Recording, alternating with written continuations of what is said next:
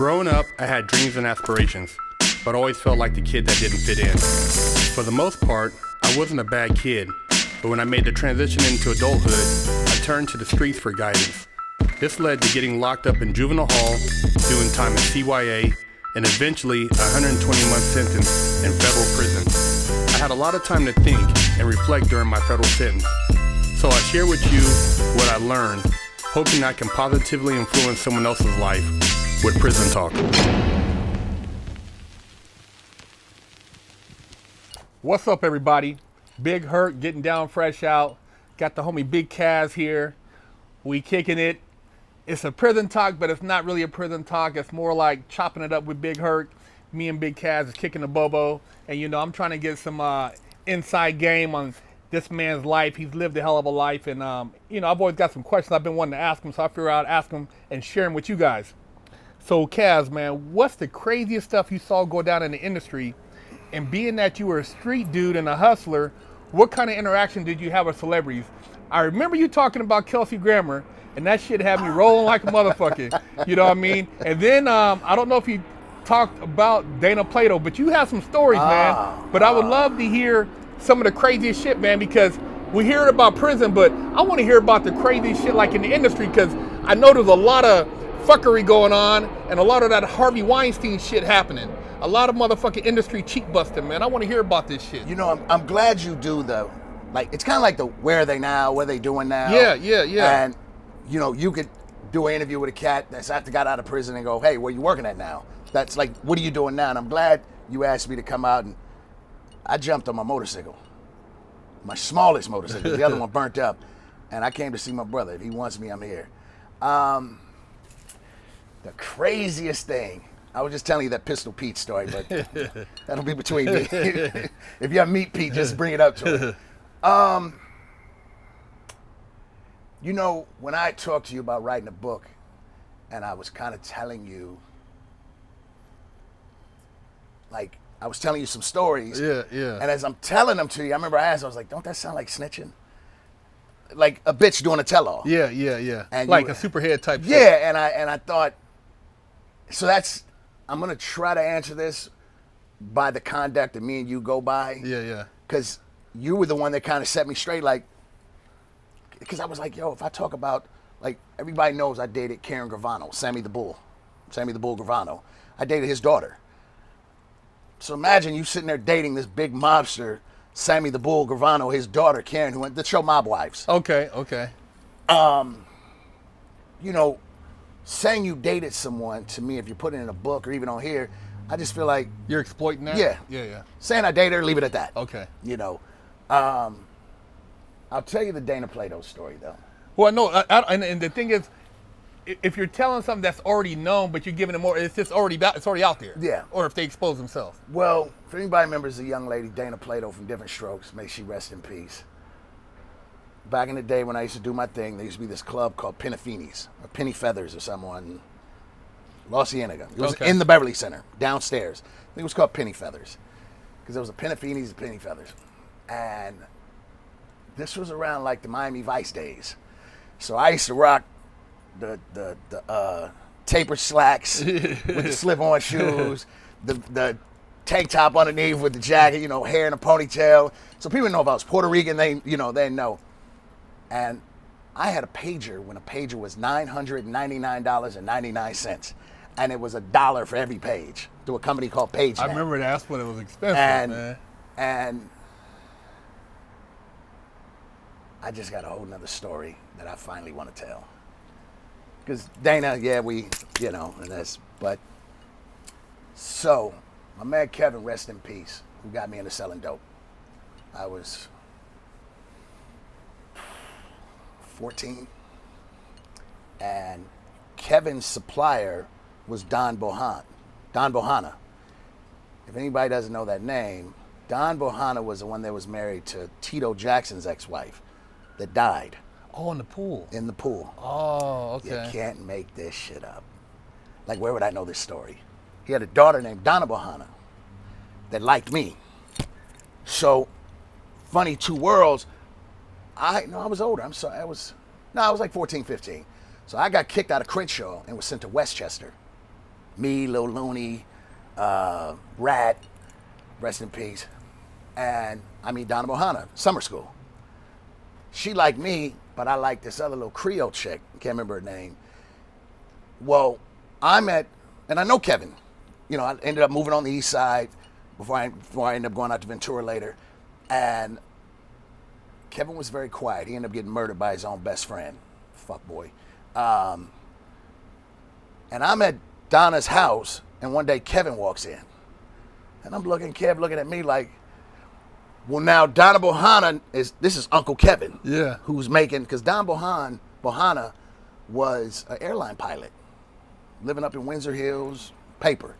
It was before he was married to, what's her name? Okay. We don't know her name. Tito's ex-wife.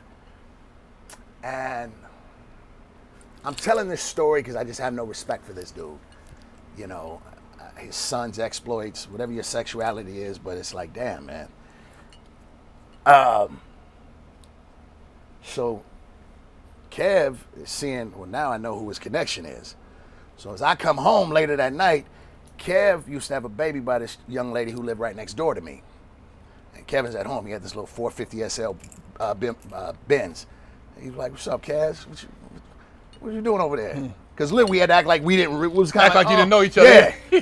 And I said, yeah. He goes, you know, that's my stomping grounds over there. He goes, I got a dope spot over there. And I'm like, again, quiet. It was about his daughter.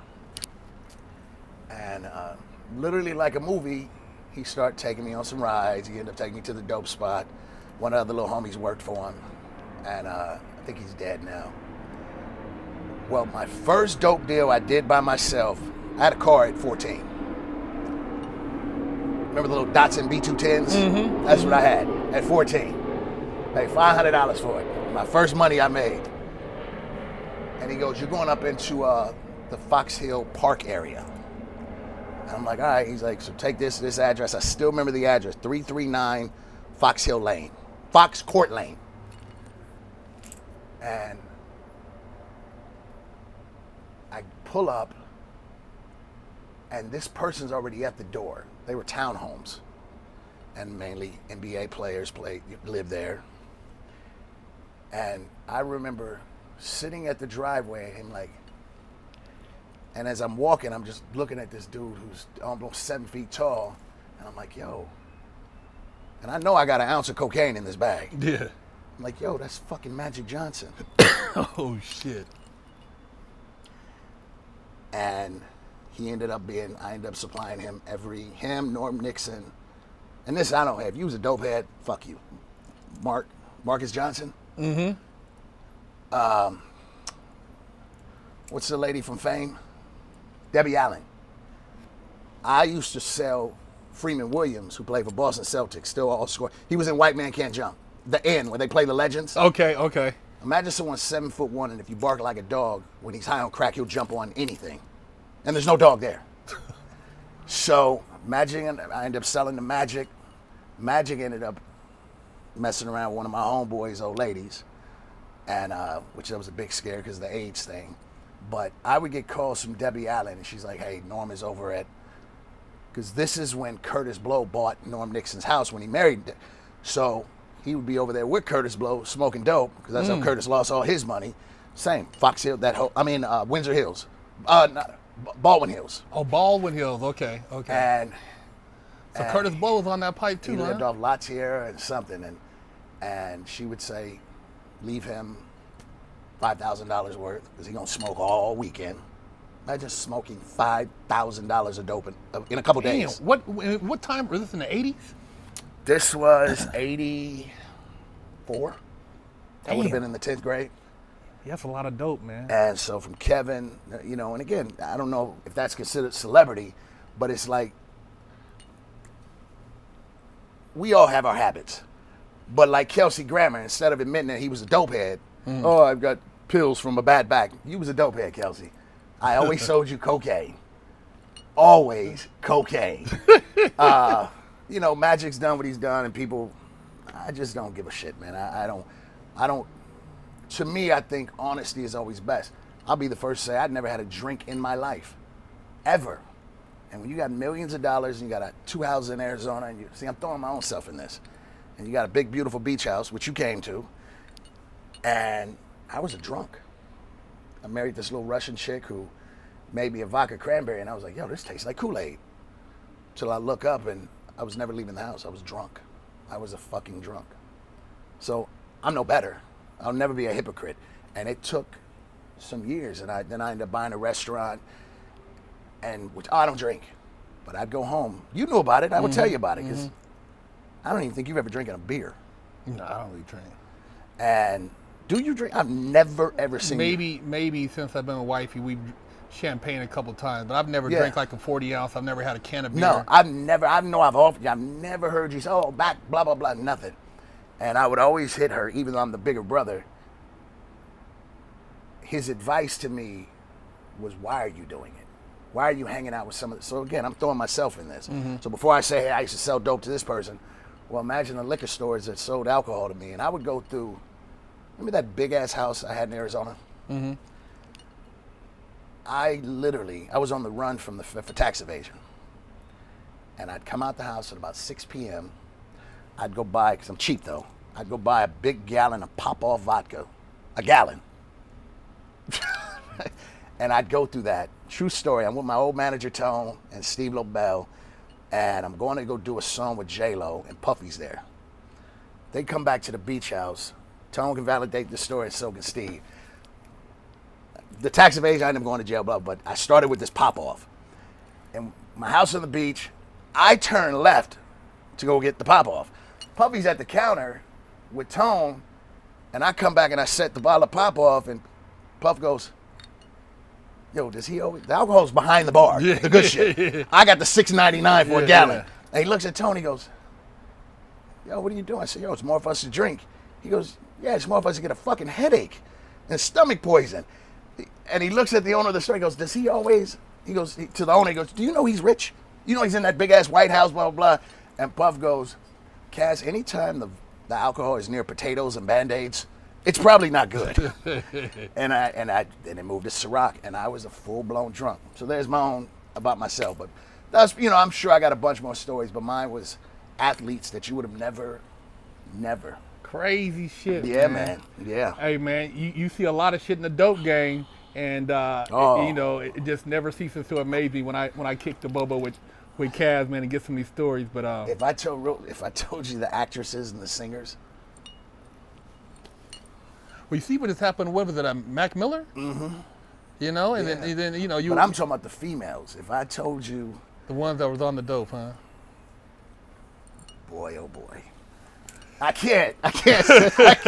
His wife is on the other thing going, come on. But before we go, what about now? You've seen the whole thing with, the MeToo, the Harvey Weinstein shit jumping off. Now, how much is that really the MeToo, and how much is it really just some real cheek busting going on because people are trying to get advancements in the industry?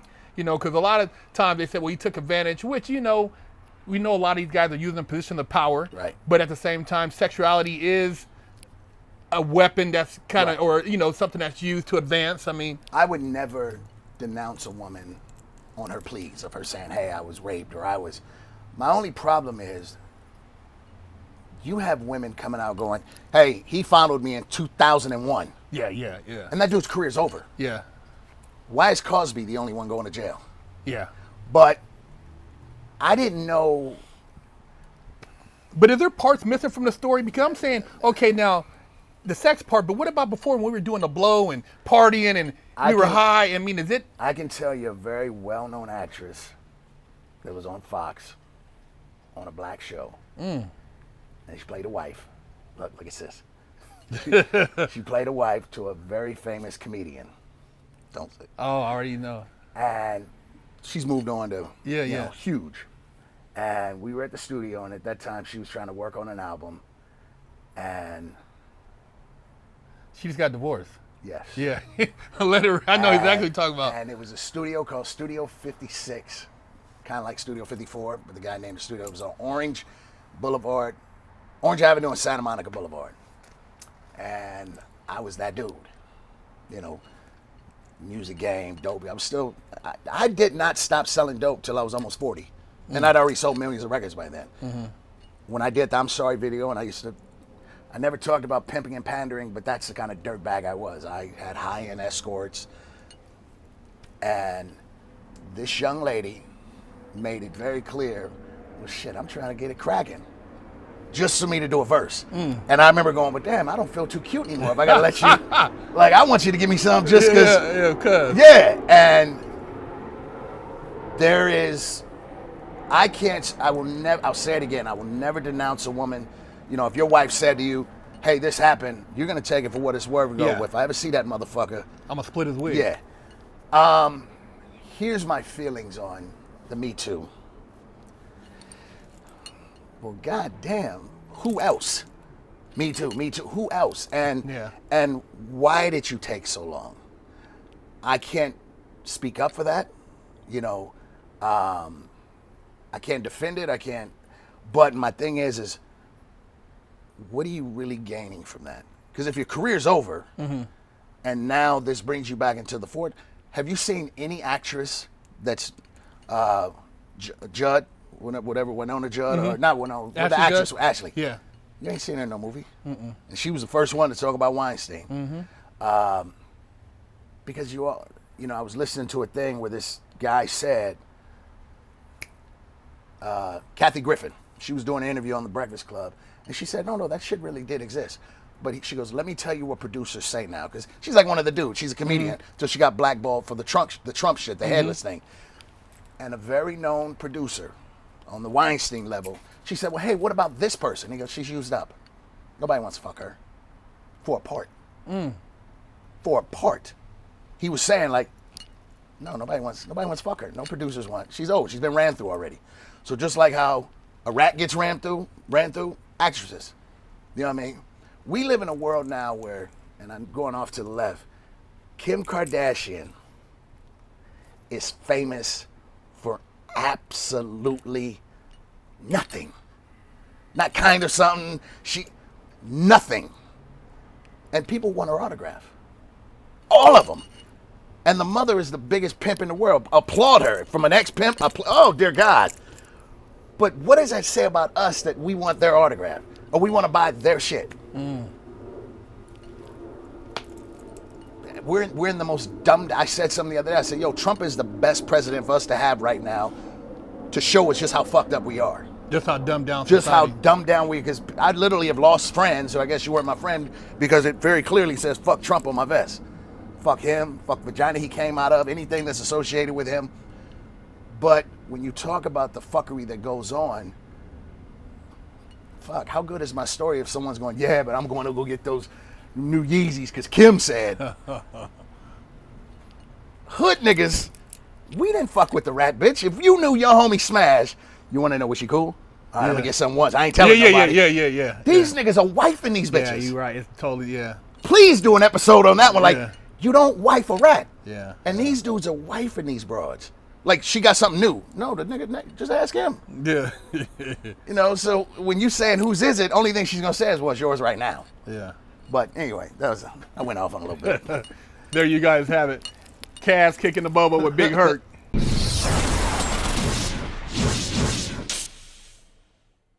Lockdown's over.